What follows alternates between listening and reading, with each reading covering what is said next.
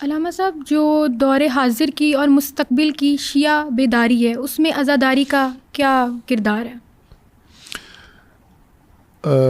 بہت اچھا آپ نے سوال کیا ہے. یہ عزاداری کا کیا کردار ہے عصر حاضر کی بیداری میں، اور ہم یوں کہہ سکتے ہیں کہ عصر حاضر کے علاوہ موجودہ جو نظم ہے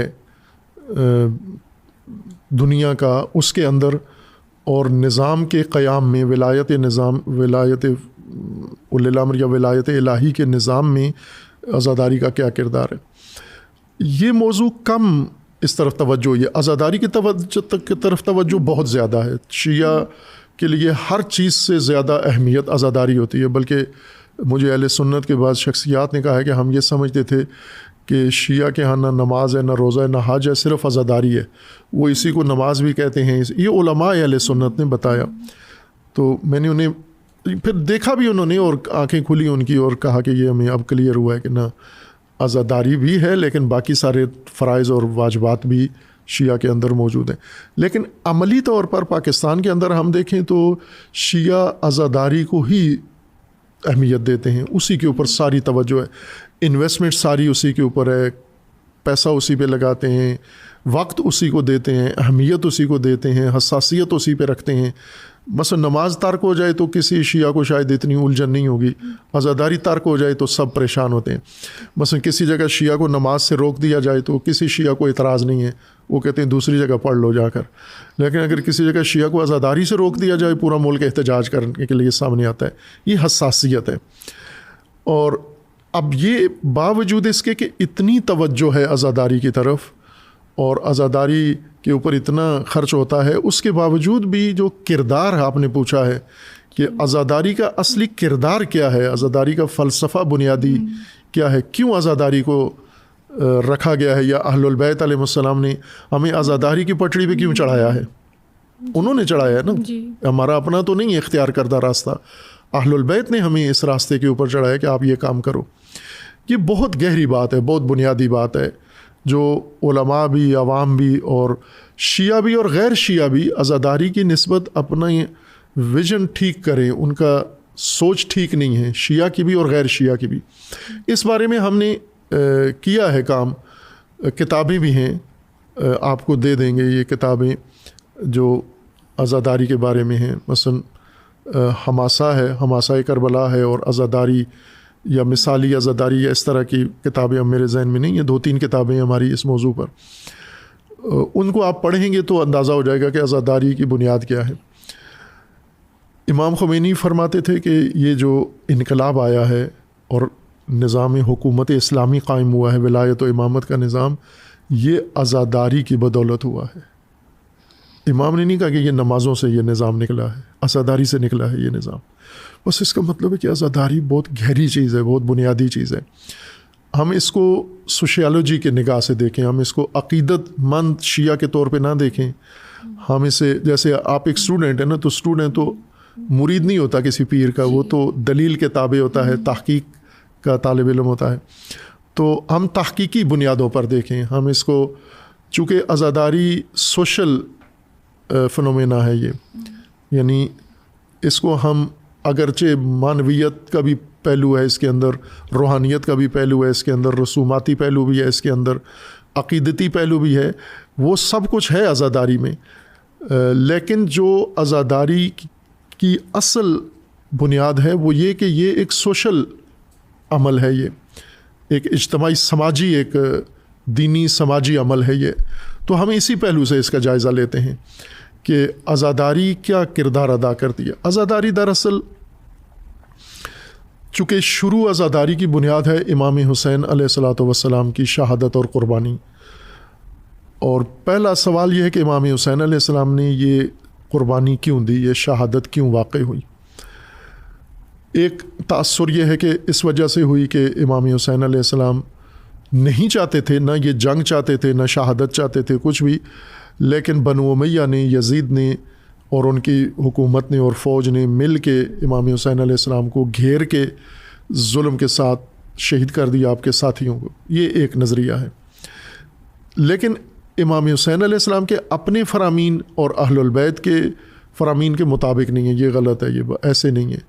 یہ امام حسین علیہ السلام کا اختیاری راستہ تھا. یزید نے امام حسین علیہ السلام سے بیعت مانگی، تاریخی ثبوت ہیں اس کے. یعنی ایک حکومت بنی، فاسد انسان کی فاسد حکومت بنی، اور لوگوں نے کسی نے قبول کی، کسی نے نہیں کی، کوئی چپ رہا، کوئی مصلحتاً مختلف دلائل سے ہر ایک نے ایک اپنا کردار چن لیا. لیکن امام حسین علیہ السلام نے برملا اس کی مخالفت کی، اس کی بیعت کا انکار کیا اور اسے نااہل قرار دیا، اور لوگوں کو بھی دعوت دی کہ او میرے ساتھ شامل ہو، اس فاسد حکومت کو قبول نہیں کرنا، اس کو ختم کرنا ہے. مومن اور مسلمان کے شایہ نشان نہیں ہے کہ وہ ایسے ظالم فاسد انسان کی حکومت میں رہے. یہ بنیاد بنی کہ یزید نے امام حسین علیہ السلام کو راستے سے ہٹانے کے لیے یہ سب کچھ کروایا. اور امام حسین علیہ السلام کے سامنے دو راستے رکھے کہ یا بیعت کریں، تسلیم ہو جائیں، یا سر کٹانے کے لیے تیار ہو جائیں. تو امام حسین علیہ السلام نے کھل کے کہا کہ جب ایک طرف عزت اور ایک طرف موت ہے، ایک طرف ذلت اور ایک طرف موت ہے، تو میں نے ذلت اختیار نہیں کرنی بلکہ موت چن لینی ہے. تو یہ چنا ہوا راستہ ہے. امام حسین علیہ السلام اس سے بچ سکتے تھے، ایسے آپشنز تھے امام کے پاس. امام کو جو مشورے دیے گئے بڑے اکابر بزرگ شخصیات نے، اپنے رشتہ داروں نے اور اپنے ہمدردوں نے، اس میں یہ چیز تھی کہ ہم یمن چلے جائیں، ہم مکہ میں ہی رہیں، ہم خاموش ہو جائیں، ہم کچھ عرصے کے لیے کمپرومائز کر لیں. یہ سب نے مشورہ دیا، لیکن امام حسین علیہ السلام نے اس کو ٹھکرا دیا کہ یہ میرے لیے جائز نہیں ہے، میں نے ہر صورت میں اس حکومت کے خلاف قیام کرنا ہے. اور کیا امام علیہ السلام نے قیام، اور آخر تک، آخری دن تک اور آخری لمحے تک وہ یہ کہتے تھے کہ آپ بیعت کر لیں یا تسلیم ہو جائیں تو آپ کو ہم چھوڑ دیں گے. لیکن امام علیہ السلام نے ایسا نہیں کیا. یہ در حقیقت جس طرح حضرت ابراہیم نے حضرت اسماعیل کو اللہ کے حکم پر قربان کیا، تو وہ قربانی مثال بن گئی، وہ قربانی پیٹرن بن گئی. آج آپ حج میں جا کر اور عید قربان جب آتی ہے تو ساری دنیا، مومنین مسلمین سارے مل کر سمبولک طور پر قربانی کرتے ہیں، جانور قربان کرتے ہیں. اصل قربانی وہ حضرت ابراہیم نے دی، یعنی اپنا فرزند اللہ کے حکم پر اور اللہ کی راہ میں قربان کرنے کے لیے تیار ہوئے. لیکن اللہ تعالیٰ نے حکم دیا کہ نہ، جانور کافی ہے، بیٹا ذبح نہیں کرنا. تو وہ ایک پیٹرن بن گئی وہ قربانی، اور اللہ نے اس کو لازمی و واجب قرار دیا کہ مومن جو بھی حج پہ جائے گا اس پر تو واجب ہے. اہل سنت یہ کہتے ہیں کہ حج پہ نہ جائیں تو بھی واجب ہے، لیکن شیعہ کے ہاں یہ کہ حج پہ جائیں تو واجب ہے، حج پہ نہ جائیں تو مستحب ہے اور سنت ہے، لیکن تاکید ہے کہ کریں یہ قربانی.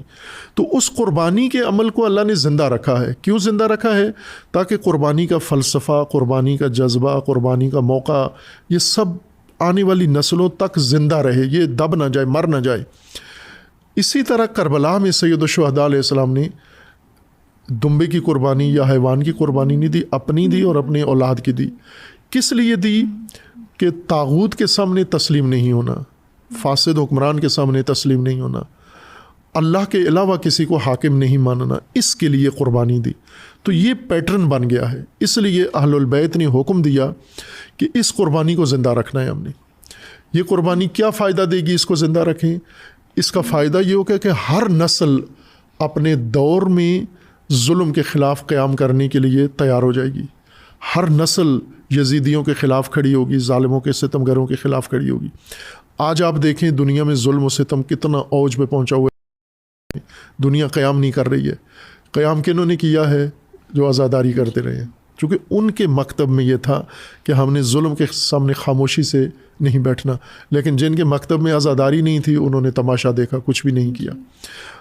اسی طرح ہر نسل کی تیاری کے لیے دراصل عزاداری ہے کہ یہ ایک پیٹرن کے طور پر اس کو زندہ رکھنا ہے، اور اس کو ہر سال اور سال بھر اپنی نسلوں کے اندر اس مسئلے کو آپ نے اجاگر کرنا ہے، نمایاں کرنا ہے اپنی روح اور فلسفہ کے ساتھ. لیکن اس بیچ میں ہوا یہ ہے کہ عزاداری کی رسم رہ گئی ہے اور روح عزاداری وہ پس پردہ چلی گئی ہے. جن لوگوں کو چاہیے تھا کہ وہ عزاداری کریں اور عزاداری کا مقصد بھی سمجھائیں اور بیان کریں کہ اس مقصد کے لیے عزاداری ہو رہی ہے، تو پھر یہ عزاداری انقلاب کا باعث بنتی ہے. اگر عزاداری بھی ہو، یعنی امام حسین کا سوگ ہو، امام حسین کے ذکر ہو، شہادت کا ذکر ہو، شہداء کا تذکرہ ہو، اور ساتھ اس کا مقصد بھی ہو کہ امام نے کیوں یہ شہادت دی، یہ بھی بیان ہو، تو ہر نسل میں انقلاب آئے گا، یزید کو موقع نہیں ملے گا پھر وہ اقتدار میں آنے کا۔ لیکن اگر عزاداری رسم رہ جائے اور روح نہ ہو اس کے اندر، تو یہ عزاداری خود طاغوت کی تقویت کا باعث بن جاتی ہے۔ لہٰذا عزاداری بہت مرکزی بنیاد ہے دین کے اندر، تشیع کے اندر، جس کو دوسرے بھی اب سمجھنا شروع ہوئے ہیں۔ یہ ڈاکٹر اسرار احمد جو اہل سنت کے بہت بڑے جید شخصیت ہیں، مرحوم ہو گئے ہیں، ان کا ایک کلپ میں نے سنا، نیٹ پہ موجود ہے۔